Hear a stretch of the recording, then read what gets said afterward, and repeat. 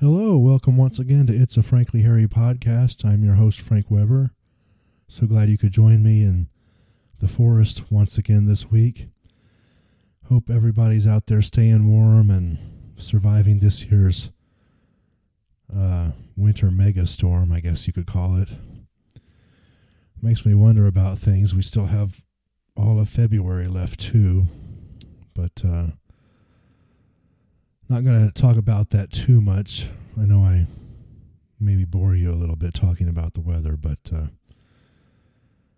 I will say one more time, there are social implications, I believe, with the National Weather Service. There's just too many watches and warnings and advisories now in our safety culture, and here things got really cold, but they really overall weren't too bad. I mean, the wind really wasn't too bad, but anyway, I hope everybody's just doing well and live to listen to one more episode of It's a Frankly Harry podcast. I'm so thankful for you to join me once again this week.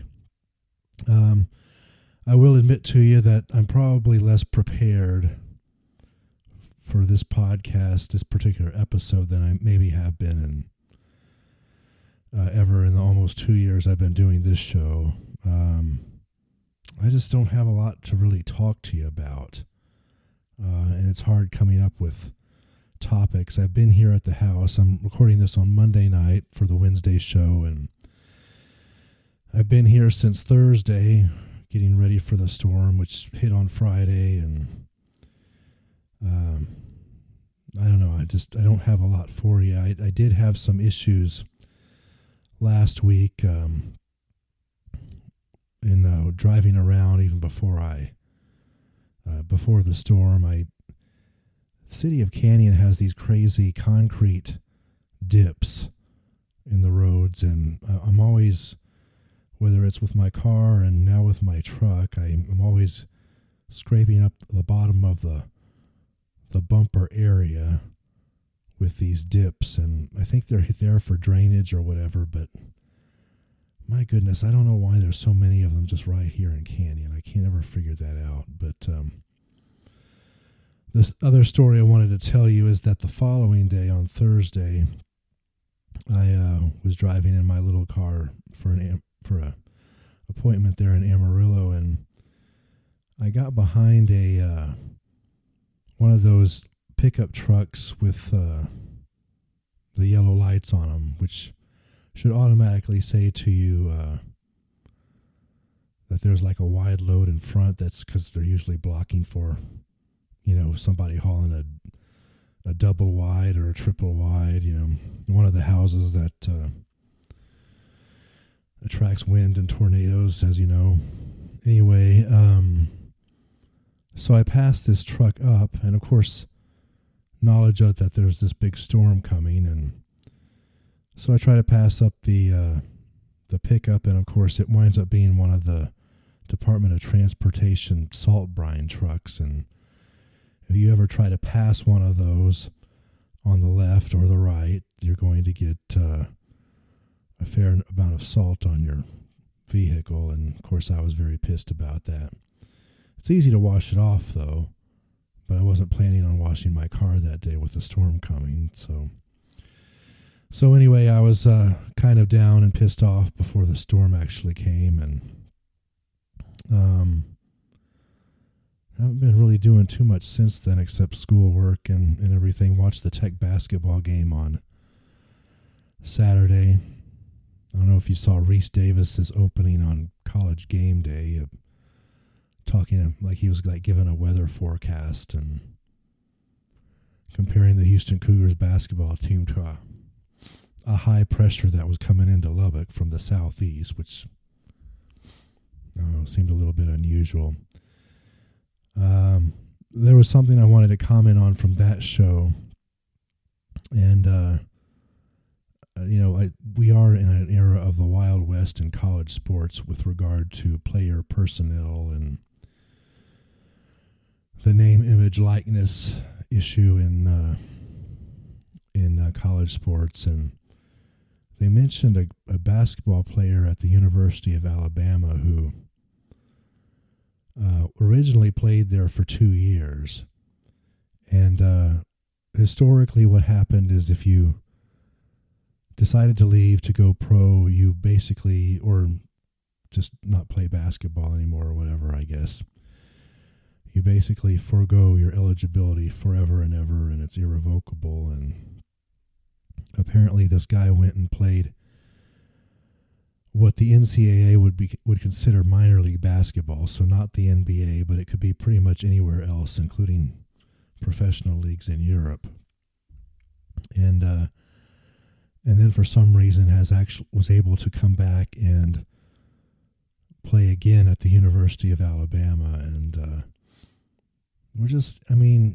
everybody out there, I know, we can think about, well, this is the way it is now, and this is the market for talent,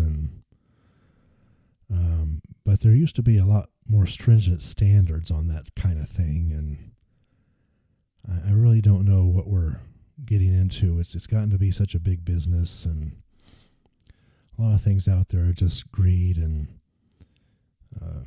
everybody wants to make money and wants to make a living, but there's just something really crazy about the way a lot of things are run. Like, they're run by a lot of robber barons and people who are able to get away with things that would have been unfathomable even 10 years ago. I don't know.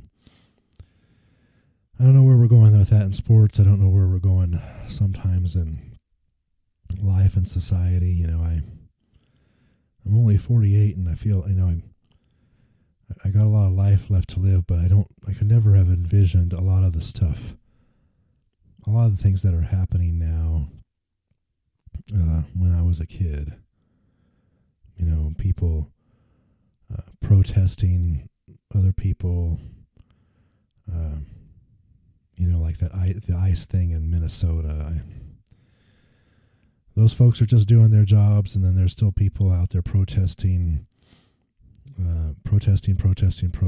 They won't quit, and they violate other people's freedom of speech with their speech. And I don't know. I kind of wish we could all just take a big chill pill and get our humor back and laugh again. Sense of humor is a lot different now than it was when I was growing up, and and of course, obviously, I also recommend, seeing other people and seeing life, trying to see it the way God sees us, and that would be my wish for everybody. And there's a lot to that that I don't think we realize, and I don't know, lots of prayers needed, and going forward, and all the challenges in the world. And I've got some challenges in my life as well right now too. And I don't think I'm going to say too much more here on the show this week. I told you I would get you out early. I don't have any reason not to this time around. Hopefully there'll be some more things popped up in my mind that I can talk about next week with you, and really go deep into with you, or go deep with you into, and search for the truth, and hopefully search for the humor in everything as well. Some of the things I probably told you, like the car things and the salt thing, text dot. Wow. That had a little bit of humor in it. The only thing I want to tell you, I've been on this trend lately. The last thing I want to say, I've been on this trend lately, seeing some old movies on TV or clips on the internet or whatever. I ran across somebody.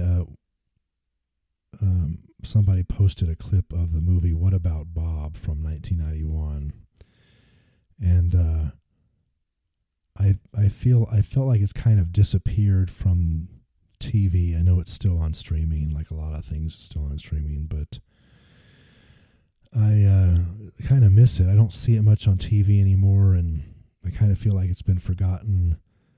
That's the one where Bill Murray plays the psychiatric or psycho.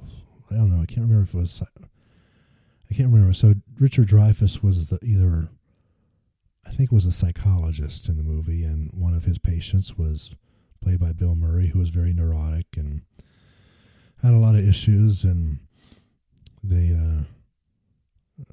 he wound up following his doctor around and eventually on vacation, and hijinks ensued, and he made the doctor go crazy. And in real life, Bill Murray and Richard Dreyfuss didn't get along in this movie, which apparently contributed to the greatness of the movie. That's why I would recommend it to you. But anyway, it's highly rated on Rotten Tomatoes, and it was made by Buena Vista, which is a Disney company. So it's not really forgotten, but kind of seems forgotten for some reason. And I was just thinking about it over the weekend for a couple of scenes, like the outdoor dinner scene with the chicken and the eating of chicken, and the Dreyfuss trying to wake up Bill Murray one morning and all that. But anyway, just wanted to throw out that recommendation for you. Hopefully I'll get to see it again here really soon, and hopefully that brightens your day and your week a little bit. So anyway, that's all I have. I know this is one of the shortest episodes I've had in some time, but I thank you so much for being here with me this week, and it's my intent to do this show no matter what the circumstances, at least once a week, and hopefully grow and make this show better and better as time goes by, and I can't do it without you. So again, I'll do my regular call to action. Just please share this show with everybody you come across, everybody you meet. Hit that subscribe button. Please, love to hear your comments, and even DM me a little bit. You know, I'm getting new followers and new subscribers, at least on Substack. Not really so much like on Twitter or X, I guess it's called now, but things seem to be heading in the right direction, and you know, the only reason for that is you, of course, for your great listenership, and would love to hear from you. You know, this is an interactive platform, or at least I would love for this to be an interactive platform. So by all means, just say hi. You know, I mean, you don't even really have to comment. Just say hello, tell me how you're doing, and we have a little chat or something. So anyway, that's all I have for this week. Thanks for dropping by and listening to my little comments this week. Nothing earth-shattering, I know. But until next time, here in the forest, this is your host, Frank Weber, signing off from It's a Frankly Hairy podcast. We'll see you back here, and hopefully it'll be a lot warmer next week. Hopefully there won't be any more snow and ice on the ground. So until then, love you. See you then. Bye.